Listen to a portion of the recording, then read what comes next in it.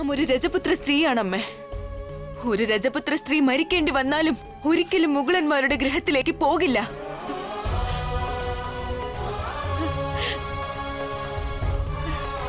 മാതാശ്രീ ജ്യോതയിൽ വിശ്വാസം അർപ്പിക്കണമായിരുന്നു. മാതാശ്രീ ഒന്ന് നമ്മോട് സംസാരിച്ചിരുന്നുവെങ്കിൽ മാതാശ്രീക്ക് ഈ വഴി തേടേണ്ട ആവശ്യമേ വരില്ലായിരുന്നു. നാം ഭയന്നുപോയി ജ്യോത, നാം വല്ലാതെ ഭയന്നുപോയി. നമുക്കൊന്ന് സംസാരിക്കാനുള്ള ക്ഷമയുണ്ടായില്ല. നിന്റെ വിവാഹം മാത്രമായിരുന്നു മനസ്സിൽ. അത് മാത്രം.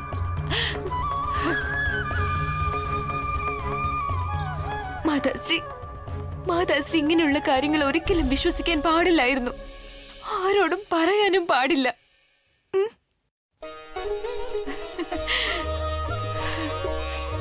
ഇപ്പൊ നമുക്ക് യാതൊരു വിഷമവുമില്ല.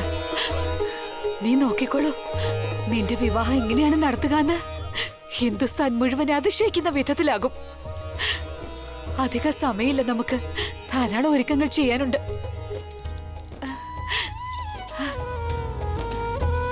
അമീറിന്റെ വിധി എന്താകുമെന്നത് വിദൂരതയിൽ തന്നെയായിരുന്നു. രാജകുമാരി ജ്യോധയുടെ മനസ്സിൽ മുഗളന്മാരോട് വെറുപ്പ് വർദ്ധിച്ചുകൊണ്ടിരുന്നു.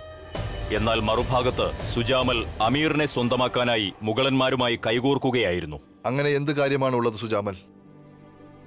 അങ്ങ് നമ്മെ കാണാൻ ഇവിടെ വരാൻ മാത്രം?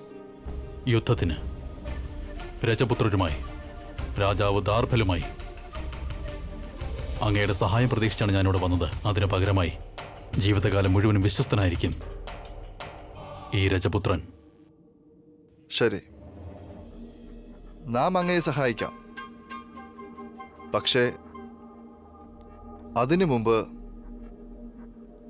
അങ്ങയുടെ വിശ്വസ്തതയ്ക്ക് എനിക്ക് തെളിവ് നൽകേണ്ടതുണ്ട്. ഞാൻ തയ്യാറാണ്. എങ്കിൽ തെളിയിക്കൂ അങ്ങയുടെ വിശ്വസ്തത. ഇതാ പാതുകങ്ങൾ അഴിക്കൂ നമ്മുടെ.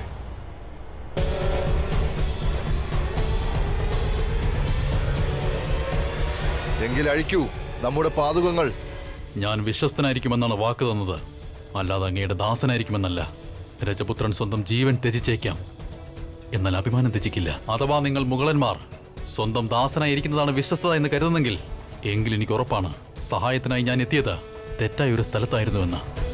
ഞാൻ ഒറ്റയ്ക്ക് പോരാടി മരിച്ചോളാം. പക്ഷേ ആരുടെയും ദാസനായിരിക്കാൻ ഞാൻ തയ്യാറല്ല.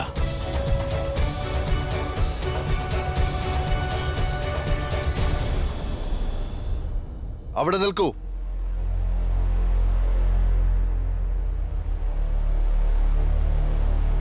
നന്നായി, വളരെ നന്നായി സുജാമൽ. ഇന്നങ്ങ് ഞാൻ പറഞ്ഞതനുസരിച്ചിരുന്നെങ്കിൽ ഒരു പക്ഷെ നമ്മുടെ മനസ്സിൽ അങ്ങയുടെ സ്ഥാനം ഒരു ചെരുപ്പ് നക്കുന്ന നായയ്ക്ക് സമമായേനെ. പിന്നെ നായകളുമായി നാം സൗഹൃദം സ്ഥാപിക്കാറില്ല. എന്നാൽ അങ്ങ് ഒരു അഭിമാനിയാണ്. നമുക്ക് അങ്ങയുമായുള്ള സൗഹൃദം സമ്മതമാണ് സുജാമൽ. അങ്ങയുടെ ഈ സൗഹൃദം നമുക്ക് വളരെ വിശേഷപ്പെട്ടതായിരിക്കും. നാം അമീറിൽ ഭരണം നടത്തും, എന്നാൽ നാം എല്ലായ്പ്പോഴും വിശ്വസ്തനായിരിക്കും. ഷഹൻഷാ ജലാലുദ്ദീനോടൊപ്പം എന്നും ഉണ്ടാകും. ഇൻഷാ അല്ലാ. രാജാവ് സുജാമലിന്റെ കൂടാരം നമ്മുടെ കൂടാരത്തിന് അടുത്ത് തന്നെ നിർമ്മിക്കൂ. ഇത് നമ്മുടെ സൗഹൃദത്തിന്റെ ഒരു ചെറിയ അടയാളമാകട്ടെ സുജാമൽ. നാം ആഗ്രഹിക്കുകയാണ് നമ്മുടെ സൗഹൃദം രജപുത്രരും മുഗളന്മാരും തമ്മിലുള്ള ബന്ധത്തിന്റെ തുടക്കമാകണമെന്ന്.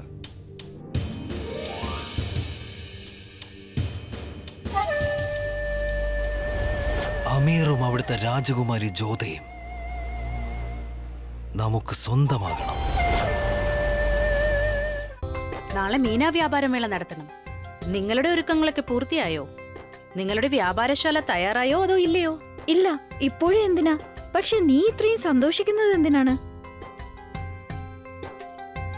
നമുക്ക് ഈ മീനാമേളയുടെ ഒരുക്കങ്ങൾ സന്തോഷം നൽകുന്നു. എല്ലാം ഒത്തൊരുമിച്ച് ഇങ്ങനെയൊരു മേള ഹിന്ദുസ്ഥാനിൽ മറ്റെവിടെ ഉണ്ടാകാനാണ്? നിങ്ങൾ എന്ത് വ്യാപാരം വേണമെങ്കിലും നടത്തിക്കോളൂ. റുക്കിയ ബീഗം വന്നാൽ ഒരു പ്രയോജനവും ഉണ്ടാവില്ല. അവരുടെ മുമ്പിൽ എല്ലാവരുടെ ശ്രമവും വെറുതെയാവും. അങ്ങനെ സ്വയം ചെറുതായി കാണണ്ട നാദിറ. കഴിഞ്ഞ തവണ ഷഹൻഷാ നിന്റെ ശാലയിൽ നിന്നും ചിലത് വാങ്ങിയില്ലേ?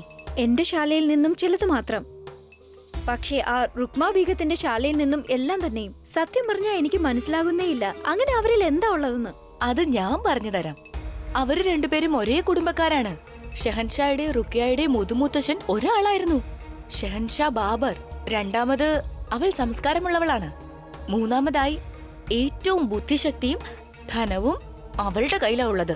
ഏറ്റവും അധികം ബുദ്ധിസാമർഥ്യം എനിക്കാണുള്ളത്. അഥവാ അങ്ങനെ അല്ലെങ്കിൽ ഷെഹൻഷാ എന്റെ കിടപ്പറയിലേക്ക് ഒരിക്കലും വരില്ല.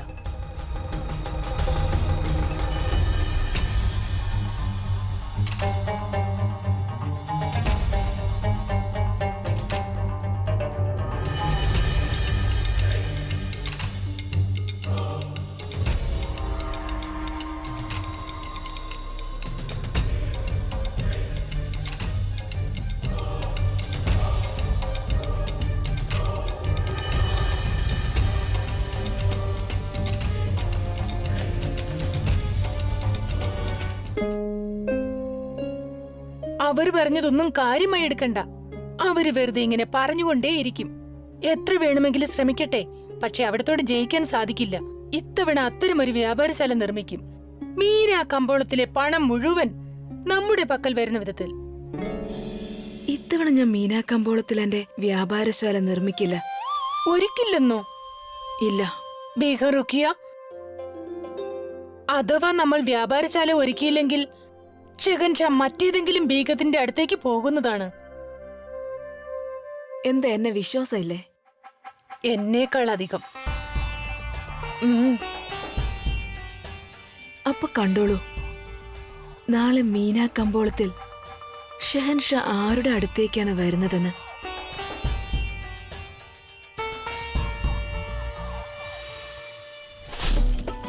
വരൂ, ഇവിടേക്ക് വരൂ. ഇവിടെ വന്ന് നോക്കൂ കുമാരിമാരെ. ഈ കാണുന്നതാണ് ആഗ്രയിലെ മീന കമ്പോളം. ജലാലിന്റെ ചിന്തയിൽ ഉദിച്ചതാണിത്. സ്ത്രീകൾ തന്നെ സ്ത്രീകൾക്കു വേണ്ടി പരസ്പരം മത്സരിച്ച് നടത്തുന്ന പുതിയ കമ്പോളം. ഇവിടെ എല്ലാ സാധനങ്ങളും ലഭ്യമായിരുന്നു. അത്യാവശ്യ സാധനങ്ങൾ മുതൽ സൗന്ദര്യവർദ്ധക വസ്തുക്കൾ വരെ, കുപ്പിവളകൾ മുതൽ കണ്ണാടി വരെ.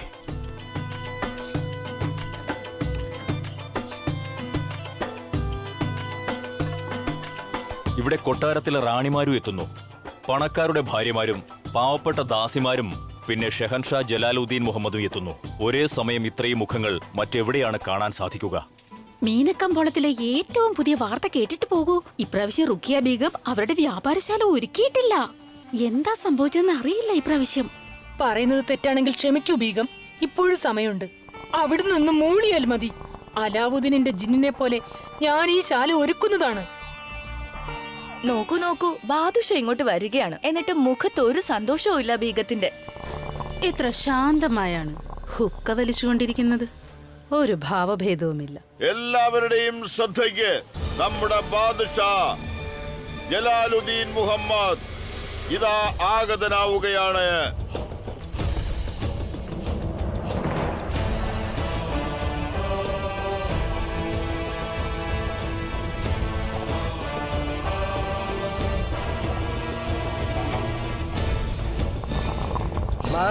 മാറിയിരിക്കുന്നു. ഞാൻ പറഞ്ഞില്ലേ, ഷെഹൻഷാ സ്വന്തം വഴി പോലും മാറ്റിയിരിക്കുന്നു. അദ്ദേഹം സീനത്തിന്റെ അടുക്കൽ പോവുകയാണ്.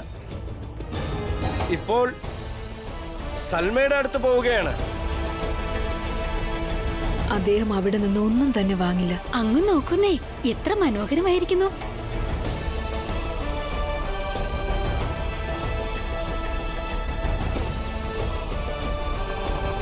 വീണ്ടും മുന്നോട്ട് പോവുകയാണ്. ഷെഹൻഷാ നോക്കൂ, ഇത് അവിടുത്തെ പാദങ്ങളിൽ അണിയാൻ വേണ്ടി മാത്രമുള്ളതാണ്. ഈ പാതുകങ്ങൾ മറ്റൊരിടത്തും അങ്ങേക്ക് കാണാൻ സാധിക്കില്ല. ഇതൊന്ന് അണിഞ്ഞു നോക്കിയാലും. ഇപ്പൊ അദ്ദേഹം നേരെ എന്റെ അടുത്തേക്ക് വരും. ഇതിൽ നമുക്ക് താല്പര്യമില്ല.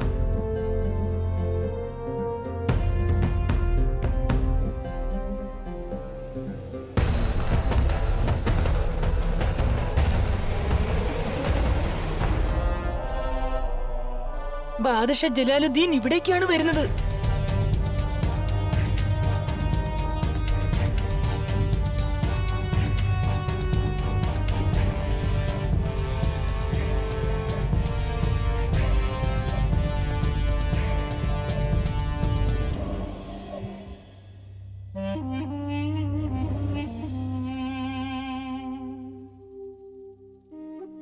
മീന കമ്പോളം മുഴുവനും അലങ്കരിച്ച് ഭംഗിയാക്കിയിരിക്കുന്നു, എന്നാൽ അവിടുത്തെ ശാല മാത്രം ഒഴിഞ്ഞിരിക്കുന്നു.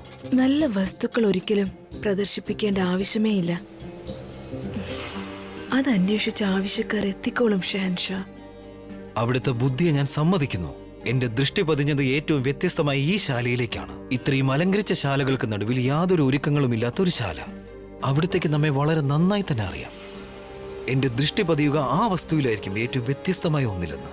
എന്നാൽ ഞാൻ വിൽക്കാൻ പോകുന്ന ആ വസ്തു, അതിന് യാതൊരുവിധ ഒരുക്കങ്ങളുടെയും ആവശ്യമില്ല ഷഹൻഷാ. എനിക്കറിയാം എന്റെ വസ്തു എത്ര മൂല്യമുള്ളതാണെന്ന്. അങ്ങത് ഉറപ്പായും വാങ്ങുന്നതായിരിക്കും. ഇത് നമ്മുടെ വാക്കാണ്. അങ്ങനെ ഏത് വില കൂടിയ വസ്തുവാണുള്ളത്?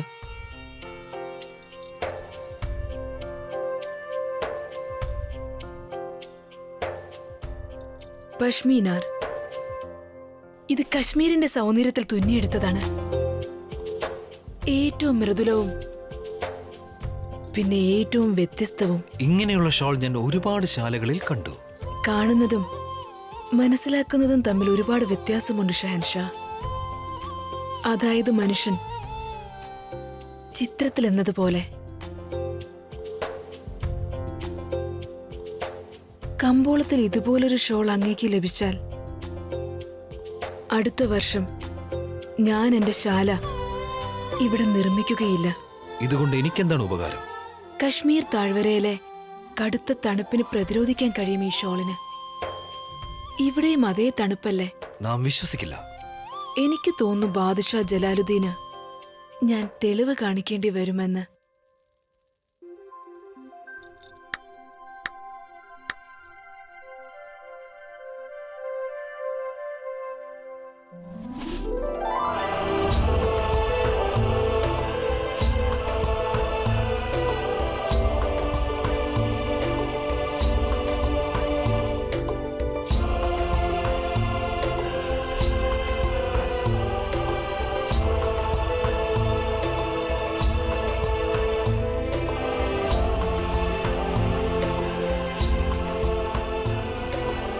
ഹുക്ക് 3 പ്രാവശ്യം വലിച്ചു നോക്കൂ.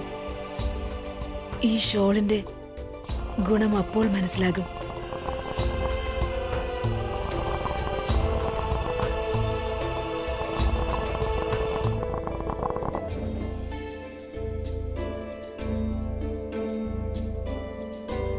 ഇതൊക്കെ മുമ്പത്തെ പോലെ പഴയ കാര്യങ്ങൾ തന്നെയല്ലേ? പഴയ വസ്തുക്കളുടെ വില വളരെ അമൂല്യമാണ്. അത് ഷോളായാലും മദ്യമായാലും അതൊരു പഴയ ബന്ധമായാലും.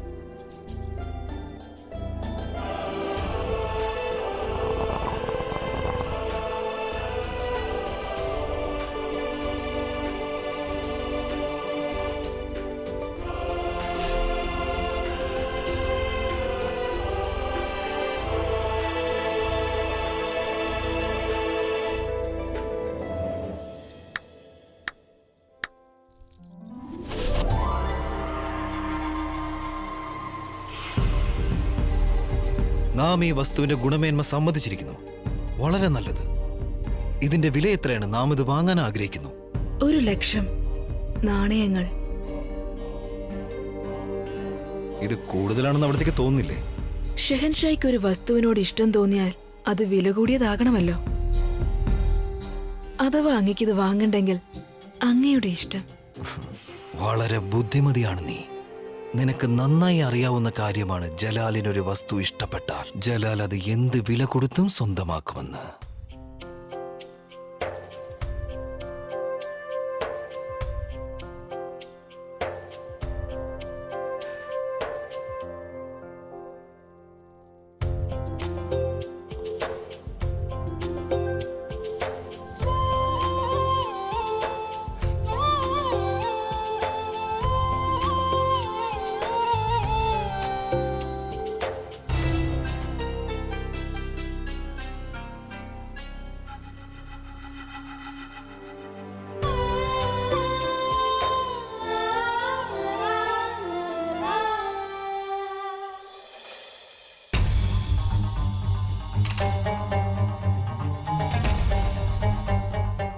നിങ്ങളുടെ വ്യാപാരശാലയ്ക്കും അതിലെ ഒരുക്കങ്ങൾക്കും അദ്ദേഹത്തിന്റെ ദൃഷ്ടി സ്വന്തമാക്കാൻ സാധിച്ചേക്കും. ഷെഹൻഷാ ശാലയല്ല, അതിൽ വിൽക്കുന്ന സാധനങ്ങൾ വാങ്ങാനാണ് വന്നത്. ഒരുക്കങ്ങളൊക്കെ നിങ്ങൾ നന്നായി ചെയ്തു, പക്ഷെ ഷെഹൻഷായ്ക്ക് ഇഷ്ടപ്പെട്ട ഒരു വസ്തു പോലും നിങ്ങൾ വെച്ചില്ല. എന്നാൽ എനിക്ക് അദ്ദേഹത്തിന്റെ എല്ലാ ഇഷ്ടങ്ങളും അറിയാം.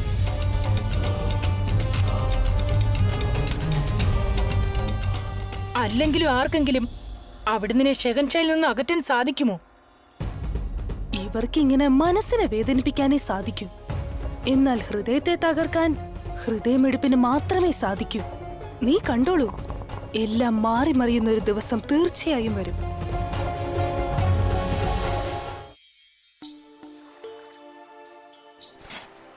ജോധ, ജോധ, എന്താ ഇവിടെ ചെയ്യുന്നത്? ഭക്ഷണം ഉണ്ടാക്കുകയാണ്. അച്ചമ്മയ്ക്ക് സംശയമാണത്രേ നമുക്ക് ഭക്ഷണം ഉണ്ടാക്കാൻ അറിയുമോ ഇല്ലയോ എന്ന്.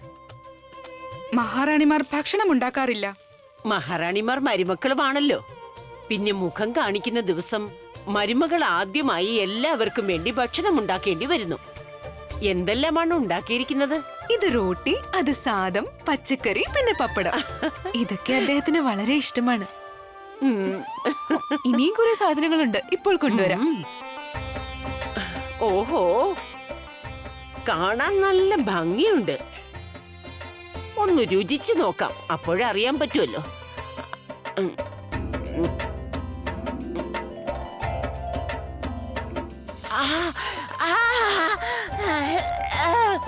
എരിവ്, എന്റെ വായി എരിയുന്നു. അയ്യോ, എന്തു പറ്റി മുത്തശ്ശി? മുത്തശ്ശി, ഇത്രയും എരിവോ? ആദ്യ ദിവസം തന്നെ അമ്മായിയെ കരയിക്കാൻ പോവാണോ? പക്ഷെ മുത്തശ്ശി, ഇത് നാം അദ്ദേഹത്തിന്റെ ഇഷ്ടമനുസരിച്ച് ഉണ്ടാക്കിയതാണ്. മുത്തശ്ശിക്ക് ഇതാണ് ഉണ്ടാക്കിയിരിക്കുന്നത്. പിന്നെ മുത്തശ്ശി തന്നെയല്ലേ പറഞ്ഞത് ഭർത്താവിന്റെ ഇഷ്ടങ്ങളും അനിഷ്ടങ്ങളും ശ്രദ്ധിക്കണമെന്ന്? അതുകൊണ്ട് നാം അത് തന്നെ ചെയ്തു. അത് നന്നായി. അപ്പോൾ പറയും മുത്തശ്ശി, ജോധ ഭർതൃഗൃഹത്തിൽ കഴിവ് തെളിയിക്കുമോ? എന്റെ ജോധ ഭർതൃവീട്ടിൽ ഭരണം നടത്തും. ഭർത്താവിന്റെ ഇഷ്ടങ്ങളും അനിഷ്ടങ്ങളും അറിഞ്ഞു പെരുമാറേണ്ടത് ഒരു ഭാര്യയുടെ ധർമ്മമാ.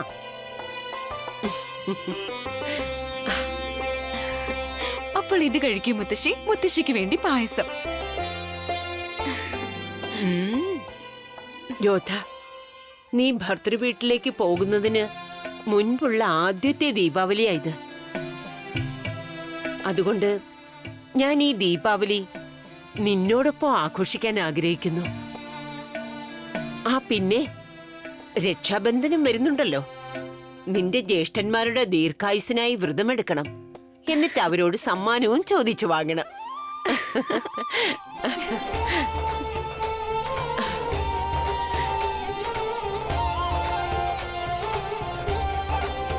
എല്ലാവരും വരൂ.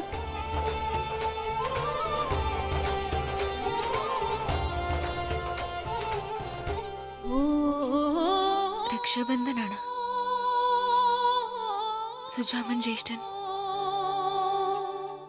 ഓരോ തവണയും നീ ഓരോ പ്രശ്നങ്ങളിൽ ചെന്ന് ചാടും. മതി. ഇപ്പൊ രക്ഷാബന്ധൻ ദിവസം സഹോദരന്മാർക്കൊപ്പം നദിയിൽ മുങ്ങി വരാൻ പോകേണ്ട ആവശ്യം എന്താണ്? അങ്ങനെ ശാസ്ത്രങ്ങളിൽ എഴുതിയിട്ടുണ്ട് പിതാശ്രീ. പക്ഷെ നിനക്ക് ആ സഹോദരന് വേണ്ടി വ്രതമെടുക്കേണ്ട ആവശ്യം എന്താണ്?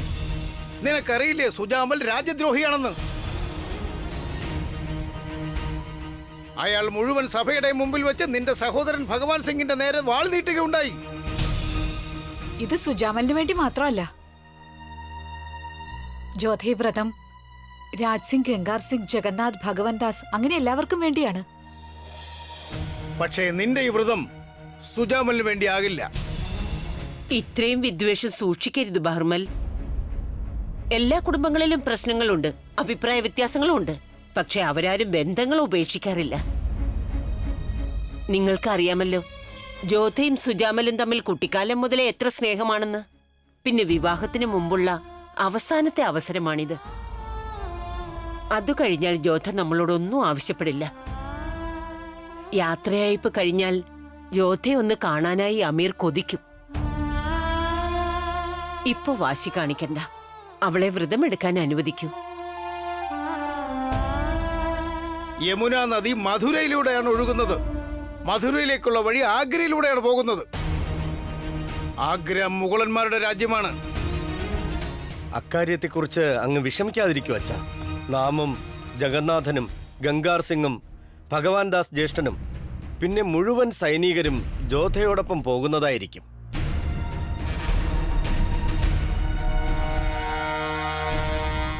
ശരി.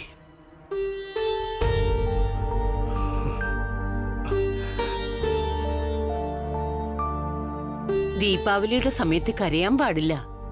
അത് അപശകുനമാണ്. നീ പറഞ്ഞത് എല്ലാവരും സമ്മതിച്ചല്ലോ. ഇനിയൊന്ന് ചിരിച്ചേ.